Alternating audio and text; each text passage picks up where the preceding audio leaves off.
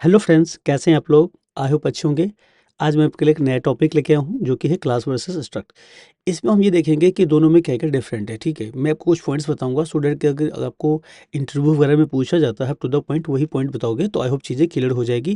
क्योंकि अगर अपनी पूरी नेसेसरी चीज़ें बताते हो ना तो इंटरव्यू को लगता है कि ना कहानी बना रहा है। तो हमको कहानी नहीं बनाना है, टू द पॉइंट जितना पूछा जाएगा उतना हमको बताना है, ठीक है? और बाकी इसमें हम अंडरस्टैंडिंग करेंगे जो ये टॉपिक में क्या-क्या हमें बताया गया है। ओके।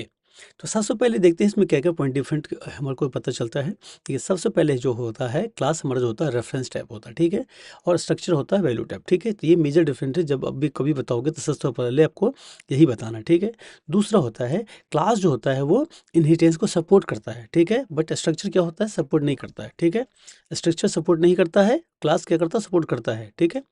तीसरा डिफरेंट है इसमें आपको आइडेंटिटी होती है। आइडेंटिटी मतलब क्या है ना कि उससे हम ये पता कर पाते हैं कि दोनों को जो रेफरेंस है वो सेम है या नहीं है, ठीक है? जैसे since classes are reference type, each instance has identity and you can check if two reference point to the same instance using the three operator, ठीक है? ये आइडेंटिटी ऑपरेटर होती है। तो आइडेंटिटी ऑपरेटर में क्या होता है कि आप ना इक्विवेलेंस चेक कर सकते हो कि ये ऑब्जेक्ट जो है सेम है या नहीं है। बट स्ट्रक्चर केस में क्या होता है, स्ट्रक्चर बिंग वैल्यू टैप, जैसे कि वैल्यू टैप है तो क्या होता है कि इसमें ना कोई आइडेंटिटी नहीं होती है, ठीक है? तो two structure with the same value are considered equal but they do not share the memory location, ठीक है? इसका मेमोरी लोकेशन को शेयर नहीं करता, ठीक है? तो जो स्ट्रक्चर में क्या होगा, जो भी आपके ना नंबर ऑफ एट्रीब्यूट्स होते हैं स्ट्रक्चर के, तो उनकी जो वैल्यू अगर सेम है तो वो सेम काउंट होता है, ठीक है? अच्छा, चौथा डिफरेंस क्या है, देखिए क्लास में ना आप डी इनिट यूज कर सकते हो। अगर आपने डी इनिट यूज किया होता है, डी इनिट बेसिकली डिस्लाइजर होता है, ठीक है? ये ना तब कॉल होता है जब आपकी क्लास को ना पॉप होने वाली होती है, मतलब व्यू कंट्रोलर जो होता है ना आपका, जब वो हटने वाला होता है तो उसको काउंट होता है। जैसे देखोगे classes can have deinitializer that are called just before the class instance is deallocated, ठीक है? इंस्टेंस डीअलोकेट कैसे होगा, जब जो आपका स्क्रीन होगा, जो कंट्रोलर होगा वो आपका हटेगा तब होगा, ठीक है? अब व्यू कंट्रोलर के रेफरेंस में आपको बता रहा हूँ सो दैट कि आप ज़्यादा चीज़ों को रिलेट कर पाओगे, ठीक है? चलिए आगे देखते हैं इसको हम। अच्छा, इसमें क्या है, स्ट्रक्चर वाले केस में क्या होता है, इसमें डिस्क्लोज़र नहीं होता, ठीक है? Because they are value type and are deallocated automatically. इसमें क्या होता है, देखिए इसमें डिस्क्लोज़र होगा नहीं क्योंकि वैल्यू टैब होता है और इसका जो एलोकेशन डीलोकेशन होता है ये ऑटोमेटिकली ही होता रहता है, ठीक है? तो चलिए इसको आगे देखते हैं। ओके। अब आता है म्यूटेबिलिटी। देखिए म्यूटेबिलिटी एक छोटा सा पॉइंट है, इसमें हमको ध्यान रखना है। You can change the property of a class instance even if instance is assign to a constant as long as property themself are not constant. इसका क्या मतलब होता है, देखिए जब हम ना कोई क्लास का ना मान लीजिए ऑब्जेक्ट बना रहे हैं, ठीक है? जैसे इसमें देखो लिखा हुआ माई क्लास करके, ठीक है?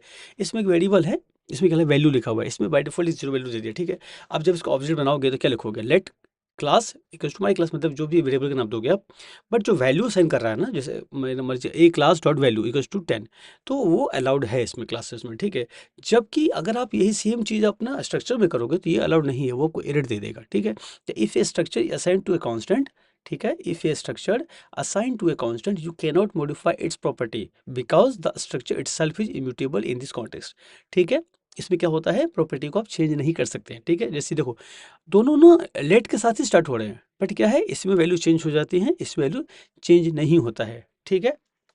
तो टू द पॉइंट मैं आपको एक बार दोबारा से रिमाइंड कर देता हूँ। सबसे पहला डिफरेंस है क्लास रेफरेंस टाइप होता है, स्ट्रक्चर वैल्यू टाइप होता है। दूसरा क्लास जो होता है इनहेरिटेंस को सपोर्ट करता है, स्ट्रक्चर सपोर्ट नहीं करता है। तीसरा होता है क्लास के पास आइडेंटिटी ऑपरेटर होता है और स्ट्रक्चर के पास आइडेंटिटी ऑपरेटर नहीं होता। क्यों नहीं होता, क्योंकि वो वैल्यू टाइप हो, ये रेफरेंस टाइप है, ठीक है? तीसरा है, चौथा है कि क्लास के पास डीइनिशियलाइजर होता है और स्ट्रक्चर के पास कोई डीइनिशियलाइजर होता है।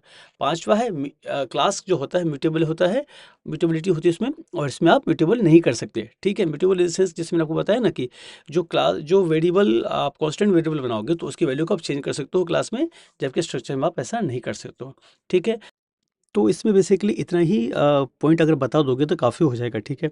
तो आई होप आपको चीज़ें समझ में आ गई होगी। अगर कोई डाउट हो रहा है तो प्लीज़ वीडियो को 2-3 बार रिमाइंड करके देखिए, आपको चीज़ें आराम से समझ में आ जाएगी, ठीक है? और उसके बाद जो है अगर आपको कोई डाउट फिर भी हो रह रहा है तो प्लीज़ वीडियो में कमेंट कीजिए, मैं आपको वहाँ पे आपकी हेल्प कर दूँगा। चलिए फिर मिलते हैं अपने अगली वीडियो में, तब तक के लिए बाय बाय।